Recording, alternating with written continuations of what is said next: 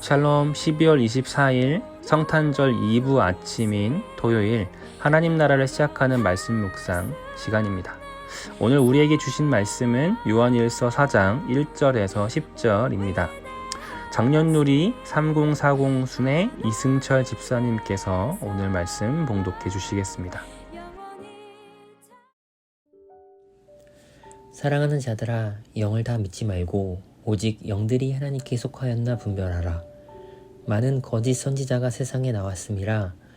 이로써 너희가 하나님의 영을 알지니 곧 예수 그리스도께서 육체로 오신 것을 시인하는 영마다 하나님께 속한 것이요, 예수를 시인하지 아니하는 영마다 하나님께 속한 것이 아니니 이것이 곧 적그리스도의 영이니라. 오리라 한 말을 너희가 들었거니와 지금 벌써 세상에 있느니라. 자녀들아, 너희는 하나님께 속하였고 또 그들을 이기었나니 이는 너희 안에 계신 이가 세상에 있는 자보다 크심이라. 그들은 세상에 속한 고로 세상에 속한 말을 하매 세상이 그들의 말을 듣느니라.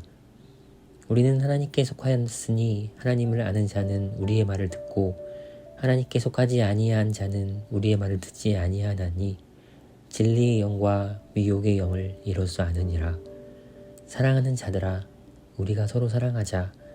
사랑은 하나님께 속한 것이니 사랑하는 자마다 하나님으로부터 나서 하나님을 알고 사랑하지 아니하는 자는 하나님을 알지 못하나니 이는 하나님은 사랑이심이라.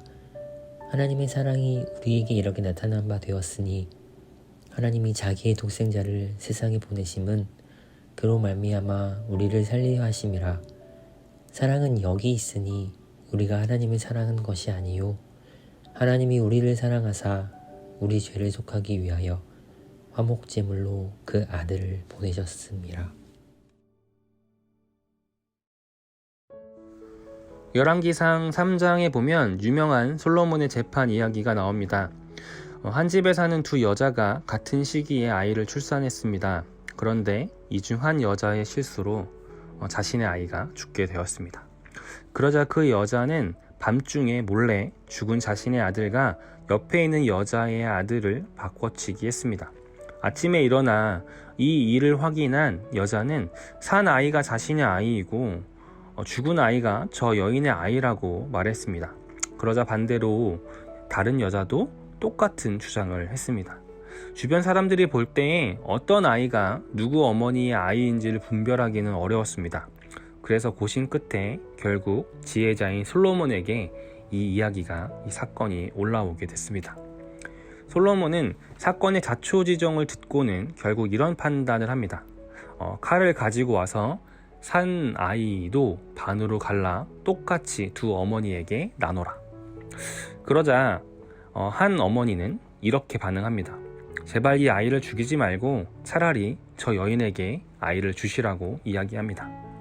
반대로 다른 여자는 내 것도 되게 말고 내 것도 되게 말고 이 아이를 나누게 해달라 라고 답합니다. 이 대답을 들은 뒤 솔로몬은 진짜 어머니를 분별해낸 뒤에 산 아이를 그 어머니에게 돌려주었습니다. 이 이야기에서 누가 진짜 아이의 어머니였을까요? 그 대답은 아마 너무 쉽게 찾으실 수 있었을 것입니다.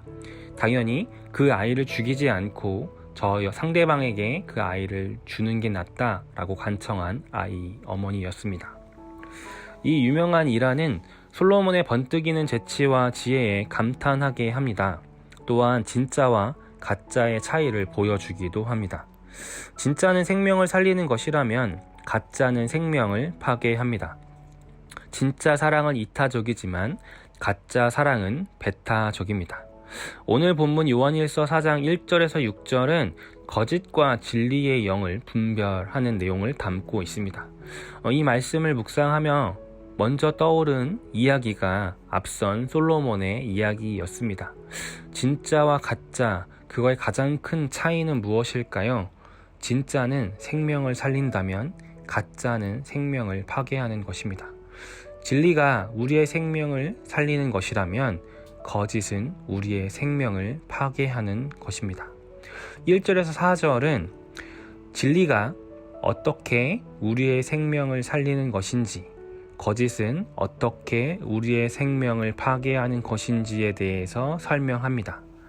그것은 쉽게 말하면 우리가 6개월 동안 함께 배워왔던 사도신경의 신앙의 고백과 그 핵심의 요지를 같이 합니다.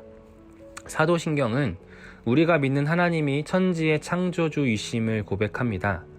그분은 교회를 넘어서 온 세상과 온 시간의 주인이시고 창조자이십니다.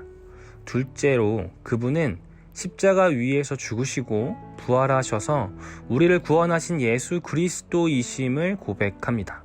마지막으로 그분은 온 세상의 모든 교회에 동일한 머리 대신 성령 하나님이시자 모든 교회가 거룩한 교회가 되며 그분 안에 하나의 교회 되게 하시는 분이십니다. 또한 각 성도의 교제 가운데 하나 되게 하시는 분이십니다. 그리고 우리의 죄를 용서하시고 영원한 삶으로 인도하시는 분이십니다. 이처럼 우리의 신앙 고백은 삼위일체 하나님을 고백합니다. 이 세 분 하나님께서 균형을 이루시며 한쪽으로 치우치지 않습니다. 이는 우리의 신앙 또한 한쪽으로 치우치지 않고 균형을 이루어야 함을 의미합니다. 하나님은 거룩한 교회를 이루시지만 세상을 부정하지 않습니다. 하나님은 거룩한 교회의 머리이시지만 동시에 세상의 창조주이십니다. 우린 영원한 생명과 죽음 이후의 삶을 소망하지만 동시에 몸의 부활이 의미하는 현실의 육체, 현실의 삶을 인정합니다. 성령님 안에 온 교회가 하나의 교회이자 거룩한 교회이기에 절대 교회는 배타적이지 않습니다. 나의 신앙은 맞고 내 신앙과 고백만이 진리이다. 너의 신앙은 틀리다. 내가 다니는 교회는 참 교회이고 그 외의 교회는 타락하고 거짓된 교회다 라고 말한다면 그것은 절대 진리가 아닙니다. 미래의 희망을 이야기하면서 하나님은 동시에 심판과 진노를 배제하지 않으십니다.